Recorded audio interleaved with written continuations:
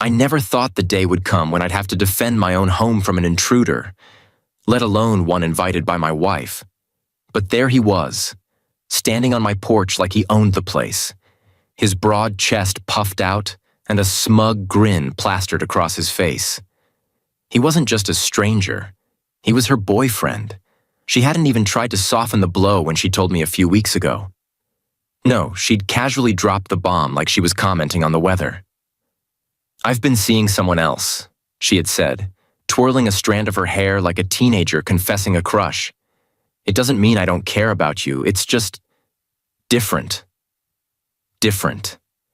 That word stuck with me, echoing in my mind every night as I lay in bed staring at the ceiling. Different, like I was a worn-out pair of shoes she was ready to replace. I didn't argue with her. I didn't yell or throw things. I just listened, nodded, and carried on as if my world wasn't crumbling beneath me. And now, her different was here, standing on my porch with the audacity to challenge me in my own domain. He didn't wait for an invitation to come in. He stepped over the threshold like he belonged, his cologne thick and suffocating, his voice loud and grating. "You've lost, man. Just accept it," he said, his words dripping with condescension. "She deserves someone who can actually take care of her, someone who's not weak." Weak. That word struck a nerve, but I didn't show it. I stood there, arms crossed, leaning casually against the doorframe. I wasn't going to give him the satisfaction of seeing me react. Instead, I let him ramble on, feeding off his own ego like a peacock in full display. It was almost amusing, watching him strut around my living room as if he owned it. He commented on my furniture, my taste in art, even the beer in my fridge. Cheap and unworthy of his refined palate, apparently. Meanwhile, my wife sat silently on the couch, her eyes darting between us like a referee unsure of the rules. I couldn't tell if she was embarrassed, amused, or secretly enjoying the spectacle. But one thing was clear. She wasn't going to intervene. This was my battle to fight, and she was content to let it play out. So I let him talk. I let him mock me, belittle me, and puff himself up like a rooster in a henhouse. Because while he saw himself as the alpha, the dominant force, I saw something else entirely. I saw a man too drunk on his own arrogance to notice the calm before the storm. And oh, was the storm coming. I've always believed in patience. It's a skill honed over years of marriage, business dealings, and life's unexpected curveballs. Patience is what kept me standing there, arms crossed, while this self-proclaimed alpha paraded through my home, delivering insults wrapped in faux wisdom. "You're too quiet," he said, narrowing his eyes at me. "That's why she's with me. Women want someone who takes charge. You look like you just take whatever's thrown at you." I nodded, pretending to ponder his words. He mistook my silence for submission, a classic mistake of the loud and insecure. You see, I've learned that true power doesn't need to announce itself. It doesn't need to fill the room with noise and bravado. True power waits. It watches. And when the moment is right, it acts decisively. As he continued his monologue, I observed him closely. His posture, his movements, even the way he glanced at my wife as if expecting her approval. Everything about him screamed insecurity masked as confidence. I let him think he was winning, that he was in control. "Man, I almost feel sorry for you," he chuckled, leaning back on my couch like it was his. "But hey, look on the bright side. You're free now. You can start over. Maybe with someone more your level." I smiled faintly, keeping my eyes fixed on his. He didn't know it yet, but every word he uttered was digging his grave deeper. Every smirk, every laugh, every arrogant gesture was fuel for the storm brewing inside me. And then there was my wife. Sitting there with her arms folded, she hadn't said much since this circus began. Her silence was more damning than any word she could have spoken. Did she feel proud of this man she brought into our home? Did she feel guilt? Regret? I couldn't tell. But her indifference spoke volumes. I could feel the weight of the situation pressing down on me, but I refused to let it crush me. Instead, I let it sharpen my focus. The house felt smaller with him in it, like his ego was taking up all the air. But I remained calm, collected, because storms don't announce themselves with thunderclaps right away. They start with a shift in the wind, a quiet stillness that lingers in the air. That's where I was now, in that stillness, watching, waiting. Eventually, he grew bored of his own voice and turned to me, expecting a response. "So, what do you say, man? Are you ready to let go of your pride and move on? It's better for everyone if you do." I unfolded my arms, letting a small smile play on my lips. "You're right," I said calmly. "It's time I accept the situation." He blinked, momentarily thrown off by my agreement. He didn't realize the trap he'd just walked into. I extended a hand, gesturing toward the door. "Why don't we step outside? I'd like to have a word with you man to man." The smug grin returned to his face as he stood, eager to continue his charade of dominance. "Now we're talking," he said, clapping me on the shoulder as if we were old friends. I led him toward the door, my steps deliberate and measured. The calm before the storm was over. It was time to let the winds howl. As we stepped onto the driveway, I glanced back at the house. My wife stood in the doorway, arms still folded, her expression unreadable. Good. Let her watch. She needed to see what happens when you bring chaos into a man's sanctuary. The storm was about to break, and I was ready.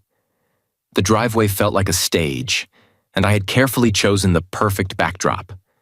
The sun was dipping below the horizon, casting long shadows that stretched across the pavement. The air was heavy with the kind of tension you could almost taste. He stepped out confidently, his chest puffed out like he was walking into a prize fight he'd already won.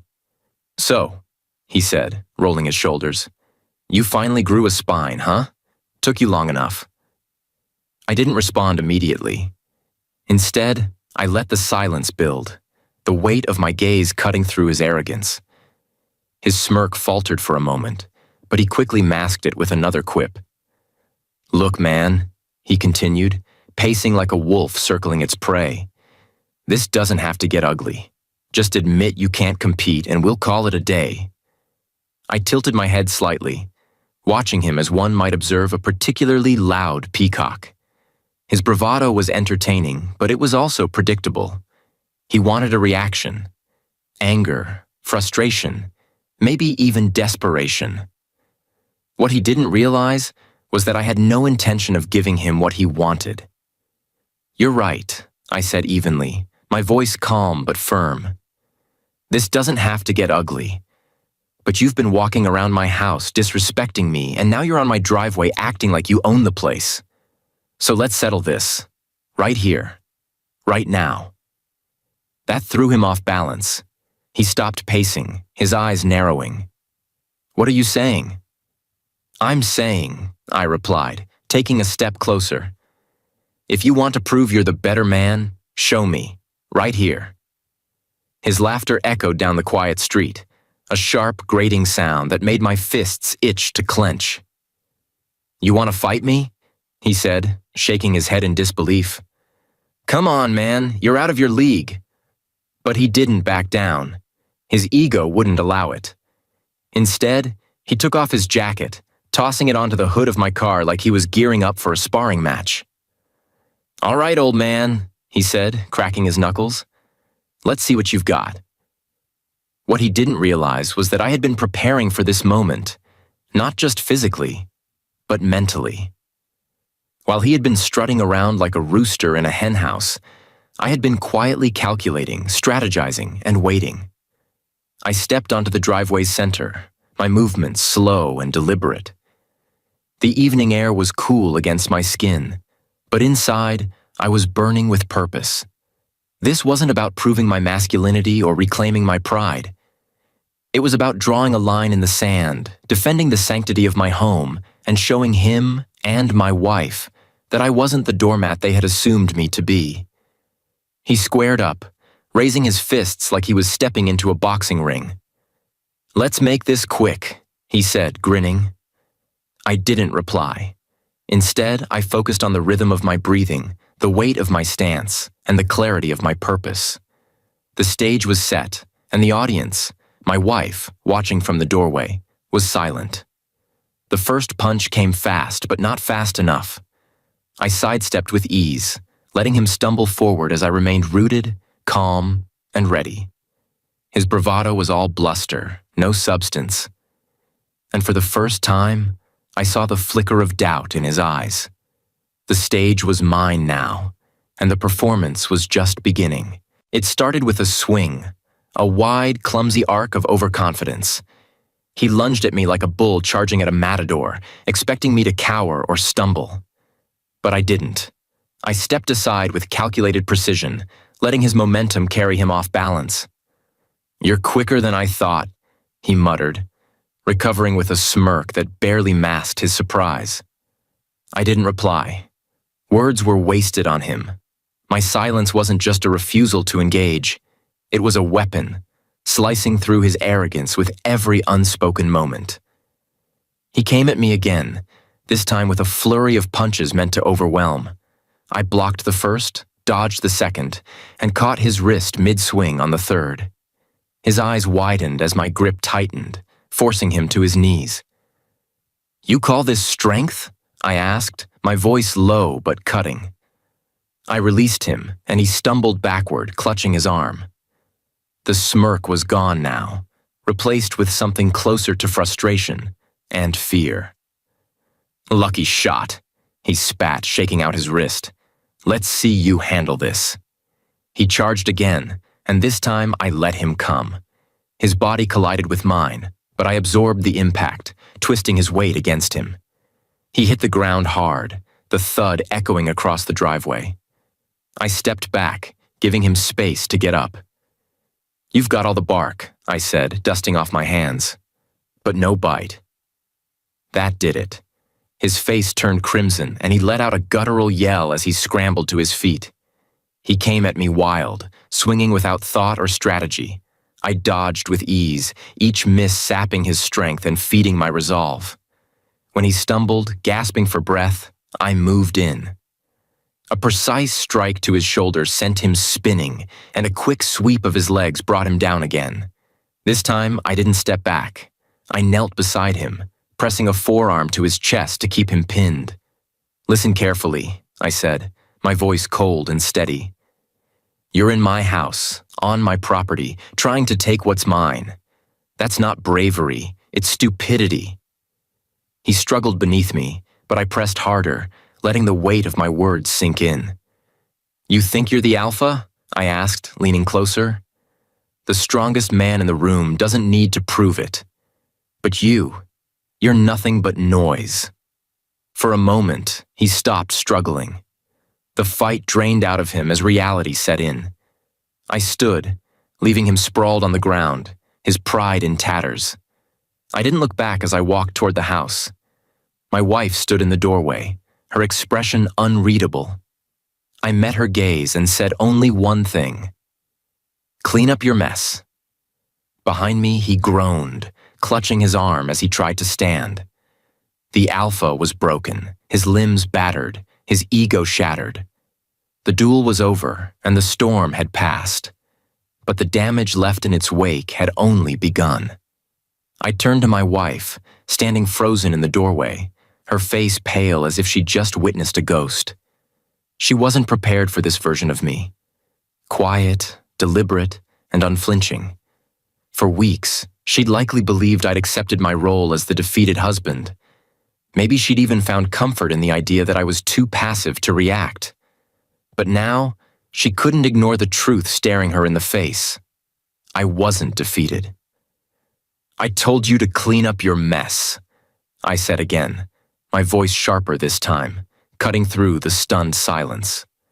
Her eyes darted to the driveway where her so-called alpha was still writhing, trying to pull himself together. It was almost pitiful. Almost. She didn't move. She didn't speak. She just stood there, her arms hugging herself as though trying to shield herself from the cold wind of reality. "What were you thinking?" I asked, stepping closer. My voice was calm, but the weight behind it made her flinch. "Bringing him here? Into my house?" Her mouth opened, but no words came out. She glanced back at the driveway, as if hoping her knight in shining armor would recover and say something to save her. He didn't.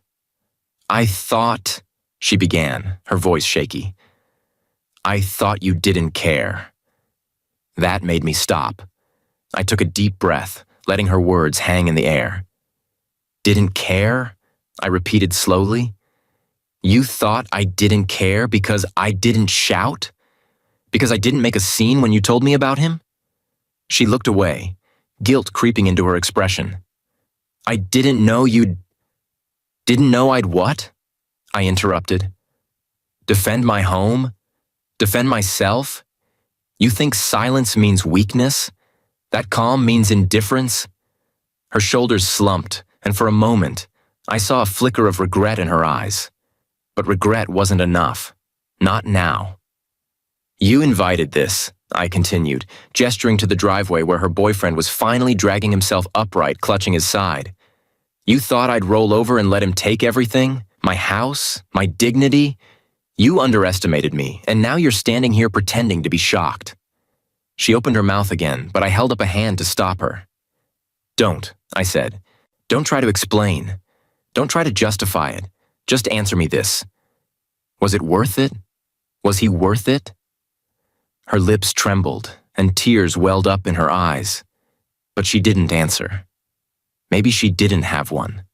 Or maybe the truth was too painful to admit. Behind her, the boyfriend limped toward his car, avoiding my gaze as though looking at me might shatter whatever shred of pride he had left. I didn't stop him. Let him leave. Let him take his broken limbs and battered ego somewhere far from here. I turned back to my wife. "This was your choice," I said, my voice steady. "You brought him here. You let it get to this point. And now, you have to live with what comes next." She reached out as if to touch my arm, but I stepped back. "I didn't—" she started, her voice barely above a whisper. "Didn't what?" I asked, my tone colder now. "Didn't think I'd fight back? Didn't think I'd remind you who I am?" Tears streamed down her face as she stood there, wordless. For the first time, I saw the cracks in her confidence, the realization that she'd gambled and lost. I walked past her, back into the house. I didn't slam the door. I didn't yell. I simply closed it behind me, leaving her to face the wreckage of her choices alone. She wanted me to accept her different. Well, now she'd have to accept mine. Inside the house, I poured myself a glass of water and stood by the window, watching as the so-called alpha male limped to his car. He glanced back once, probably expecting me to shout something, to finish him off with a final blow of words. I didn't. His humiliation was already complete. My wife stood in the driveway, still frozen in place. She didn't move to help him, didn't call after him. She just stood there, her arms hanging limply at her sides, as though the weight of her decisions had finally caught up with her. I leaned against the counter, sipping my water, letting the silence settle over the house like a thick fog. It wasn't the kind of silence that brought peace. It was the kind that made you confront every bad choice, every word you shouldn't have said, every action you shouldn't have taken. Eventually, she came inside. Her steps were hesitant, like a child sneaking back into the house after breaking curfew. She stopped in the doorway of the kitchen, her eyes red and swollen. "You didn't have to do that," she said softly, her voice cracking. I set the glass down, turning to face her. "You're right," I said. "I didn't have to. But I did. Because you brought him here. You gave him permission to disrespect me, to walk into my house and treat me like I was nothing." "I didn't know he'd act like that," she whispered, wrapping her arms around herself. "I didn't think—" "No," I interrupted, my tone sharper than I intended. You didn't think, that's the problem. She flinched, and for a moment, I felt a pang of guilt. But it wasn't enough to soften me. Not yet. I told him to leave, she said after a long pause. I told him it was over. I raised an eyebrow. And that changes what, exactly? Her shoulders sagged, and she looked down at the floor. I don't know, she admitted. I thought...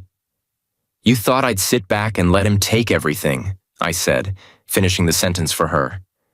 You thought I'd accept it because I didn't yell, because I didn't throw a tantrum when you told me about him. She didn't respond. What could she say?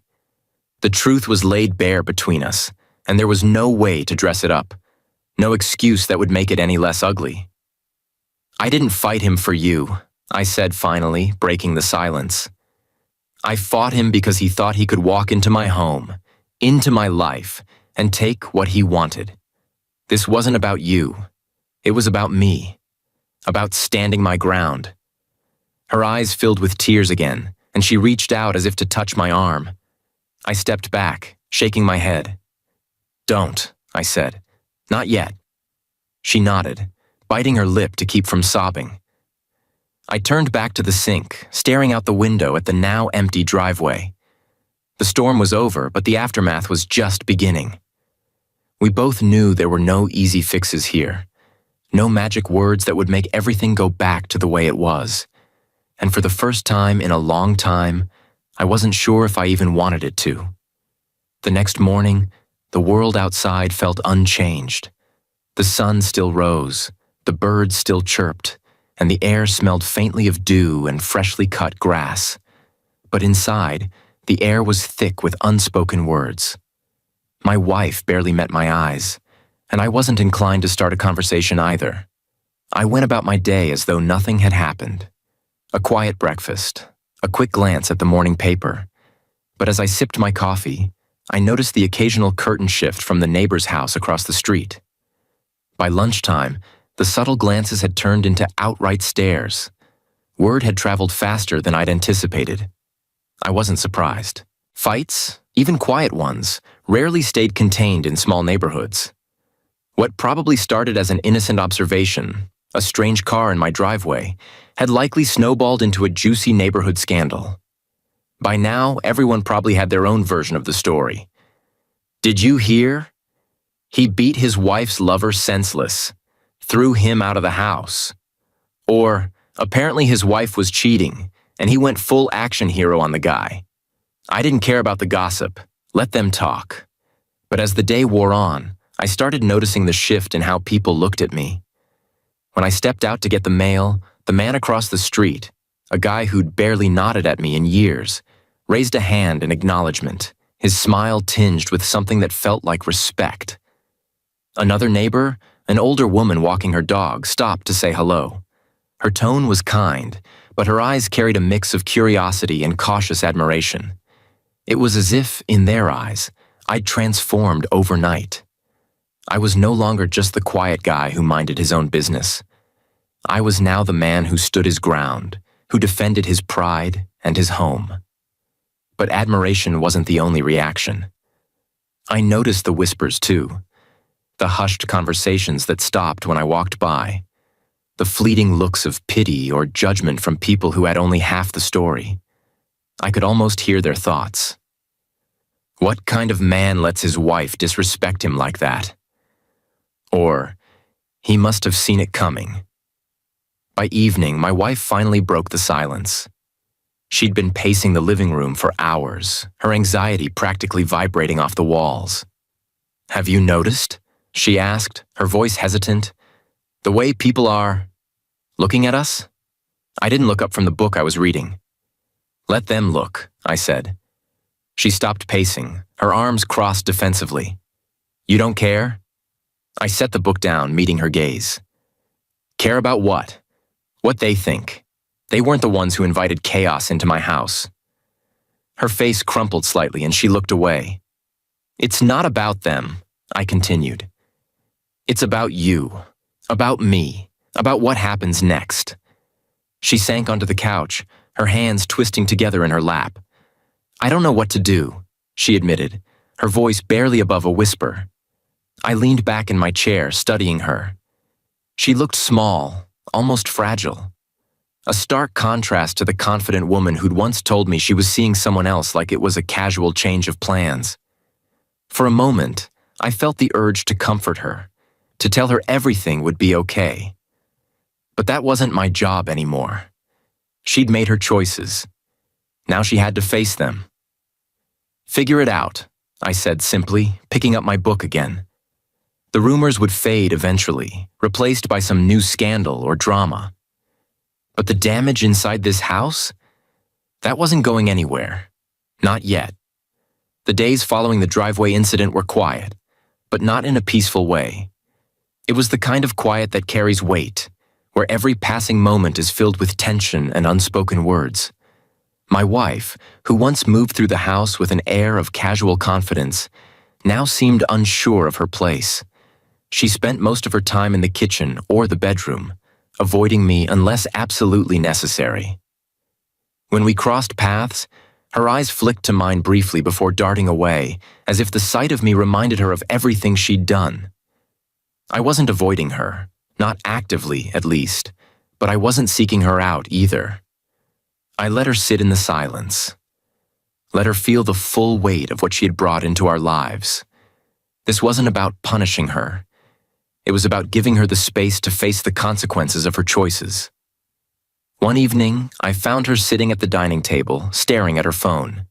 She didn't notice me at first, and I took the opportunity to observe her. Her shoulders were hunched, her usually perfect posture now sagging under the burden of guilt and regret. When she finally looked up and saw me, she hesitated before speaking. "I ended it," she said softly. I raised an eyebrow but said nothing, letting her continue. "With him," she clarified, as though there were any doubt. I told him it was a mistake, that I wasn't thinking clearly. I leaned against the doorway, crossing my arms. "And?" Her lips pressed together, and she looked down at her hands.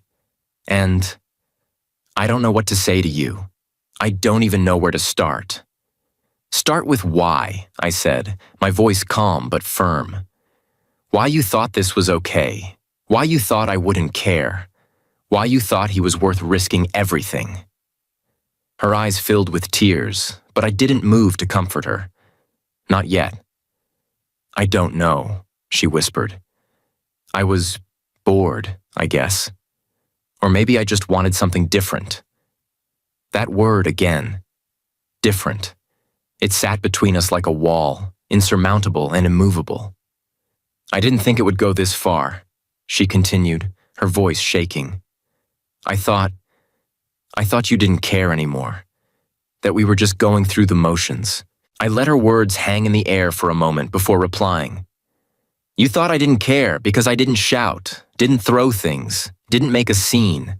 But that's not who I am. I don't scream, I act. And when you brought him here, you gave me no choice but to act."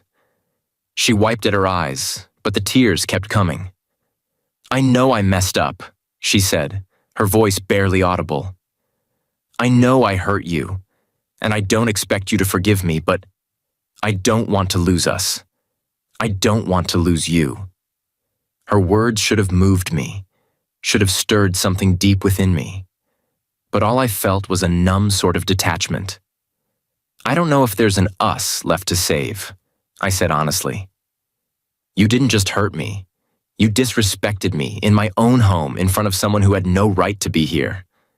She nodded, her tears falling freely now. "I'll do whatever it takes," she said desperately. "Just tell me how to fix this." I straightened, pushing off the doorway. "That's not for me to decide. You're the one who broke it. It's your job to figure out how to put it back together, if it even can be." I walked away, leaving her alone at the table with her tears and her regrets. It wasn't satisfaction I felt. It was exhaustion. Fixing what she had broken was her burden to bear, not mine. And I wasn't sure if I even wanted to help her carry it. In the weeks that followed, I didn't go out of my way to make her life difficult. I didn't have to. The weight of her actions was already doing that for me. Every room she entered felt heavier with her presence, her guilt hanging around her like a cloak. I focused on myself, on reclaiming the parts of my life that had felt dulled, neglected, or overshadowed by the routine of marriage. I started waking up earlier, going for long runs in the mornings, and spending time at the local gym. The physical effort wasn't just an escape, it was a reminder of who I was before the chaos began. A man with discipline, strength, and control. Meanwhile, she tried. I could see it in the way she lingered around the kitchen when I cooked, or how she left little notes apologizing for her actions, always careful not to push too hard. She was walking on eggshells, unsure of how to bridge the chasm she'd created between us. But I wasn't ready to meet her halfway. Not yet. Her subtle attempts at reconciliation came in waves. One evening, she brought home my favorite meal from a restaurant we used to love. Another time, she suggested we watch one of our favorite movies together, even setting up the living room with blankets and popcorn like we used to. I participated, but I kept my distance emotionally. I wasn't cruel about it. I didn't ignore her or brush her off completely. But I made it clear that things weren't going to go back to normal just because she was trying. My silence, my detachment, was its own form of revenge. It wasn't loud or dramatic, but it was effective. She was forced to sit with the discomfort, to confront the consequences of her choices every single day. One afternoon, I decided to clean out the garage, a task I'd been putting off for months. As I sorted through old boxes and dusty shelves, I came across a photo album from our early years together. Flipping through the pages, I saw the smiles, the moments of joy, the life we'd built before everything unraveled. She came out to check on me, stopping in the doorway when she saw the album in my hands. Her eyes softened, and for a moment, it felt like the weight of everything between us lifted. "I miss those days," she said quietly, her voice tinged with regret. I closed the album and looked at her. "I do too, but you made a choice that pulled us away from them." She nodded, tears welling up in her eyes. "I know. I want to find our way back." I leaned back against the workbench, crossing my arms. "Then start by being honest, with yourself and with me. Why did you really do it? Because if it was just boredom, there were 100 other ways to deal with that without bringing someone else into our home." She hesitated, then sighed deeply. "I was afraid," she admitted. "Afraid that we'd grown apart and didn't even realize it. And instead of talking to you about it, I did something stupid. I thought if I made you jealous, it would wake us up." Her words hit like a punch to the gut, not because they excused her actions, but because they revealed just how misguided her thinking had been. "I wasn't asleep," I said firmly.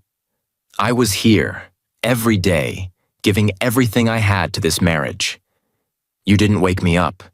You broke something that might never be fixed." She wiped at her face, her tears falling silently. "I'll keep trying," she said softly. "Even if you don't believe me now, I'll keep trying." I nodded, picking up the photo album and placing it back in the box. "We'll see," I said, my voice steady. It wasn't forgiveness, but it was a step. Whether it led us back to each other or further apart was still undecided. For now, that was enough. It took months before the air in the house felt breathable again.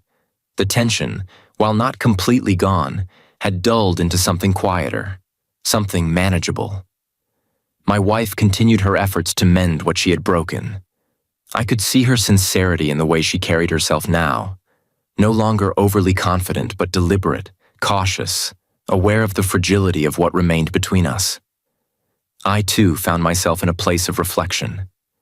Anger had burned itself out, leaving behind a strange clarity. I wasn't entirely sure what forgiveness looked like, but I knew I didn't want to live in the shadow of bitterness forever. Holding on to that anger felt like carrying a stone in my chest, heavy and exhausting. One evening, as I sat on the back porch, She joined me, carrying 2 cups of tea. She placed one in front of me without a word and sat down, folding her hands in her lap. For a while, we just listened to the crickets, the occasional rustle of leaves in the breeze. When we got married, she said finally, her voice soft, I thought love would always be easy, that it would always feel new and exciting, like it did in the beginning. But I know now that I was wrong. I glanced at her, but she wasn't looking at me. Her gaze was fixed on the horizon, her expression distant, thoughtful. I know I hurt you, she continued. I know I betrayed your trust in a way that can't be undone. And I don't expect you to forgive me just because I want you to. But I need you to know that I've learned. I've changed. And if there's even the smallest chance we can rebuild what we had, I'll keep fighting for it. Her words hung in the air between us, heavy with truth. For the first time, I saw the woman I'd fallen in love with. Not the person she'd become over the last year, but the person who had once looked at me with nothing but love and admiration. I don't know if things will ever be the same, I said honestly, my voice low. But I'm willing to try, not for what we had before, but for something better, something stronger. She turned to me then, her eyes wide, hopeful. Do you mean that? I nodded, taking a sip of the tea she'd made. I do, but it's not going to be easy. We both have to be willing to put in the work. I'm ready, she said quickly, her voice trembling. I'll do whatever it takes. For the first time in months, I felt a small, cautious sense of relief. It wasn't forgiveness, not yet. But it was the beginning of something new.